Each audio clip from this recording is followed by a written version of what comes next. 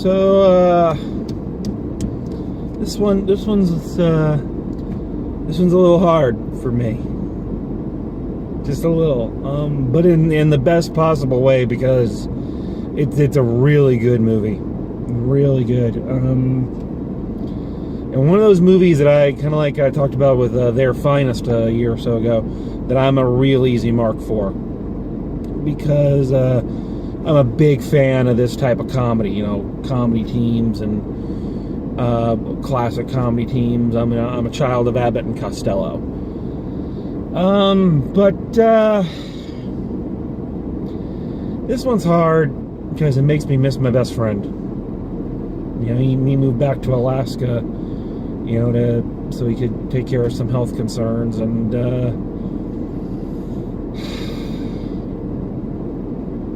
I miss that son of a bitch. All right, let's talk. So, this is one of those movies that you can't shoot your wad, this early on, 4 weeks into the year, and say this is the best movie of 2019. But honestly, of the three I've seen, yeah, this is the best. And what I can say is that a lot of the films that are going to come up have a high watermark they got to hit. So in this film, John C. Reilly and Steve Coogan play Laurel and Hardy, kind of at the tail end of their careers. They're going on, they're trying to reignite their career. They're going on this tour of Europe, and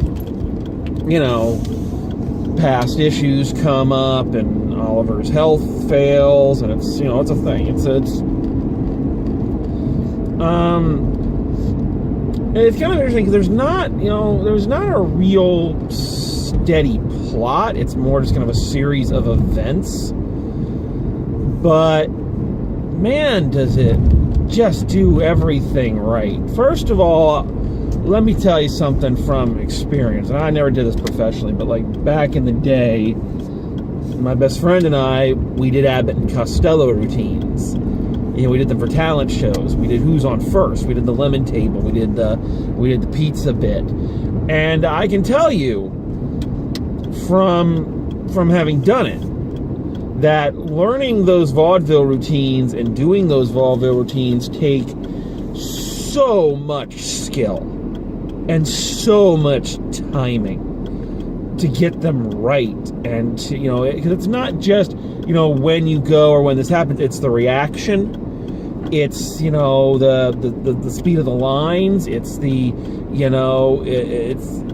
there's just so much that goes into those old vaudeville routines, and that's one of the reasons I think I love that kind of comedy more than I love modern day comedy, because there is just so much more to it. And so much of like Laurel and Hardy stuff is all physical. They don't do a lot of vocal comedy. They're not like Abbott and Costello, or even the Marx Brothers, if it comes to that, who did a lot of puns and whatnot. They did a lot more physical stuff. And John C. Reilly and Steve Coogan, holy shit, do they nail it. Holy shit, what a tour de force from those two actors. First of all, Steve Coogan is a guy I actually had to look him up, because I couldn't remember his name. He was in Hamlet 2. He was the drama teacher in Hamlet 2, which if you're a drama teacher and you've never seen Hamlet 2, you need to go and watch that. But that's the only thing I've seen him in, and I can't remember him from anything else. Damn, he does a great job as Stan Laurel in this. Man, does he just, everything about it. Yeah, I can't,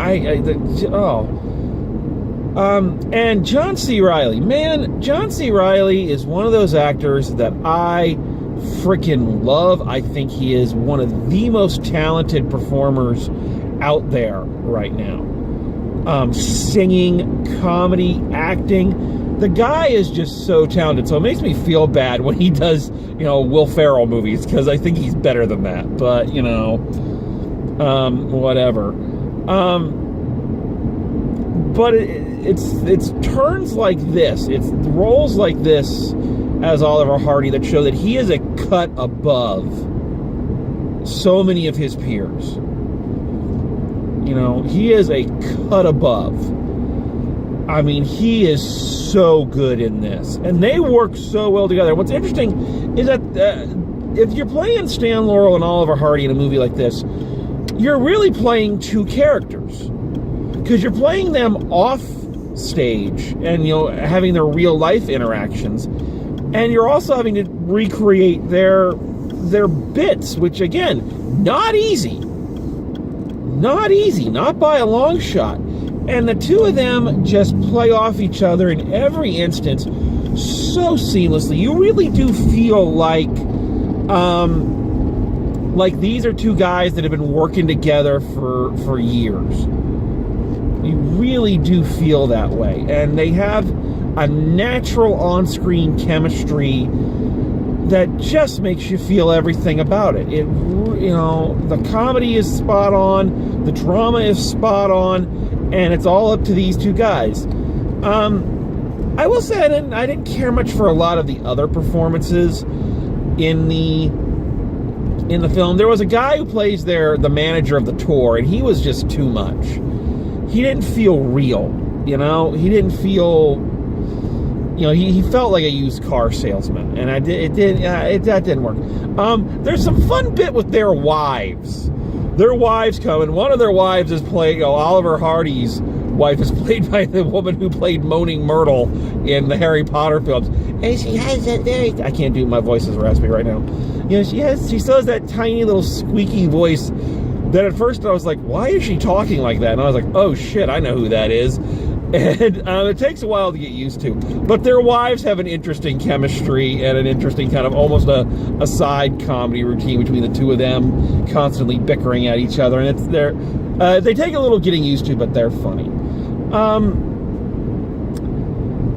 What I really love about this movie, again, I'm an easy mark, because even though I was never a big Laurel and Hardy fan, you know, the hierarchy of vaudeville comedy for me goes Abbott and Costello, the Marx Brothers, Three Stooges, Laurel and Hardy. You know, and everybody else can kind of come in somewhere after that.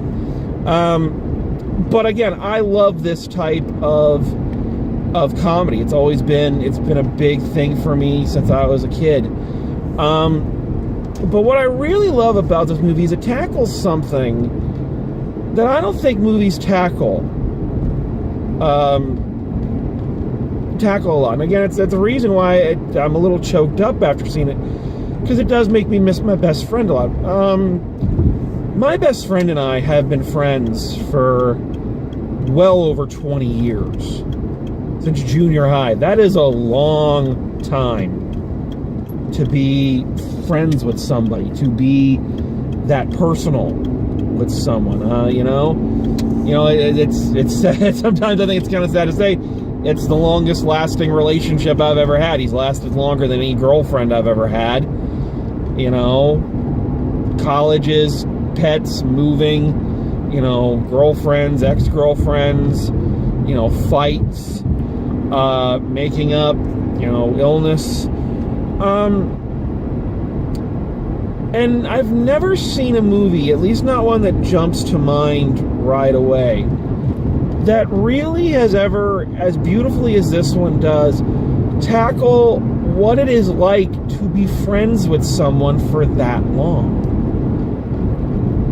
And the bond and the relationship, and yes, the love that develop between people when they have been with each other for that long. The love, the fighting, you know, it's almost like a marriage. It really is. And that was very true of those types of comedy teams. I mean, you think of them, and again, Abbott and Costello, I mean, these guys did all these movies together. They spent every waking hour together. They were on tour together. And yeah, they had fights, they had falling outs, they had makeups, they had breakups, and, you know, it's, but films don't cover that.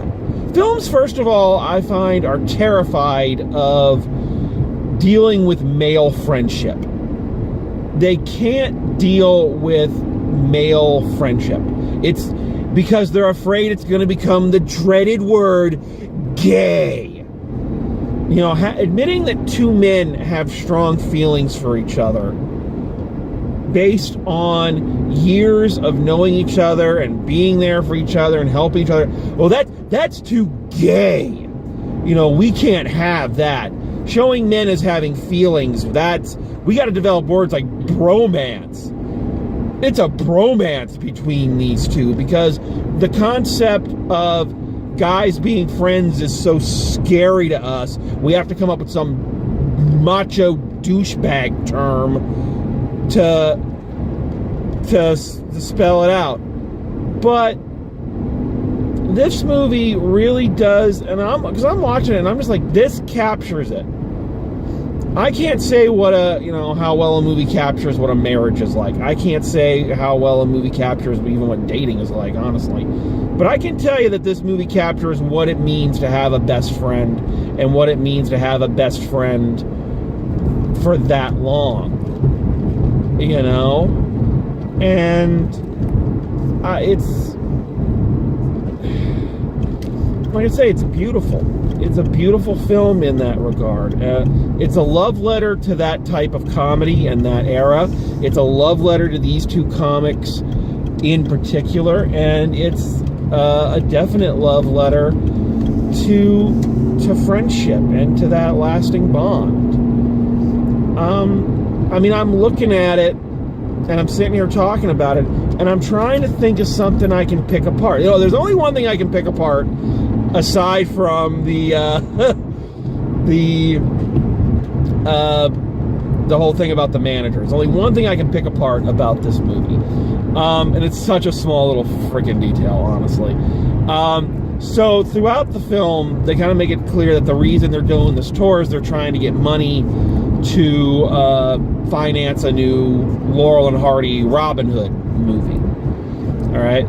Well, Stan Laurel finds out the deal has fallen through and he's feeling rejected, and he goes outside, and plastered on the side of the wall is a poster for Abbott and Costello Go to Mars.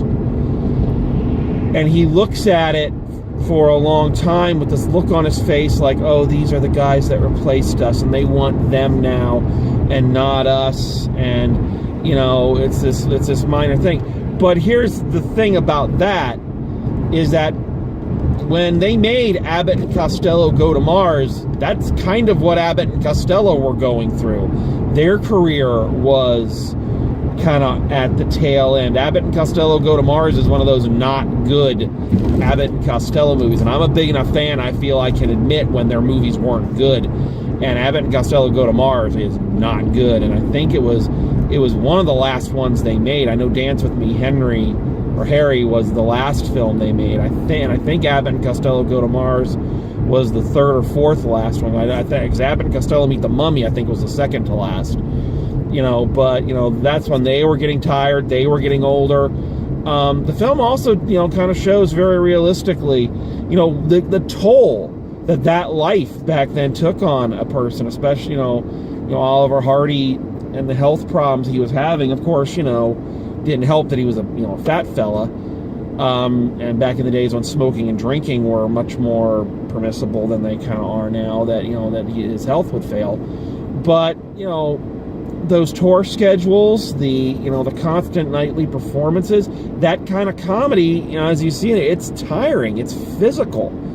You know, it wears you down. I remember, you know, again, keep relating it back, Lou Costello, at the height of their popularity, he collapsed with rheumatic fever, I think, because, you know, the filming schedule, the touring schedule, they were raising, you know, money for war bonds. So the film really shows, you know, they had a great time and everybody laughed, but, you know, that life that they led, it's kind of like professional athletes lead almost. You know, it's an exhausting thing.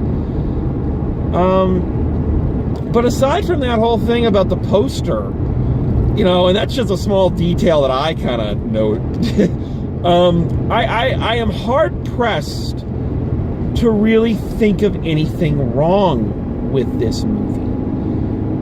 I can't sit here and kind of think about it and go, oh, like I say, the manager performance didn't work for me. So that's like the only actual bad thing in the movie to me. The rest of it is lovingly recreated, brilliantly told, spectacularly acted from Steve Coogan and John C. Reilly. Cannot praise the two of them enough for this. Yeah, it's just a phenomenal little movie. So I can't think of anything else I can say about it, except to say, final grade, I gotta go an A+ on this one. I gotta go an A+. Like I said, it's way too early in the year. I remember, when I was doing the worst video, I said that, when I reviewed Forever My Girl in early January, or late January, early February, I said, oh, well, this is the worst movie of 2018. And it's like, well, you only could have known how much farther the year was going to fall. So it's way too early in the year to say that this is the best movie of 2019. But what I can say is it set the bar pretty freaking high. There's some things are going to have to make some mighty hurdles to match this one. But I strongly recommend going and seeing it if you're a fan of that type of comedy, if you're a fan of that period, if you just have a long-term best friend, go see it, and you'll laugh, and you might want a box of tissues for the very end, and the little title cards they do at the very end. How in one of these true life stories where they put up, they're the historical ones where they put up the title card at the end to kind of tell you, they kind of wrap everything up, give you some what happened next. You might want to bring a box of tissues for that title card too, because it was heartbreaking in the most beautiful way. So Stan and Ollie really delivers. So I gotta say, I don't want to get ahead of myself, but 2019, sorry. This is sure shit, not 2018. 2019 has delivered a pretty solid 1-2 opening punch with the upside in this one. So I don't know quite how to feel about that, if it's all downhill from here, or if we have greater heights yet to climb. But I'm feeling good about the movies this year. So thanks for joining me. We'll see you next time, and as always, drive safe, and I will see you at the movies.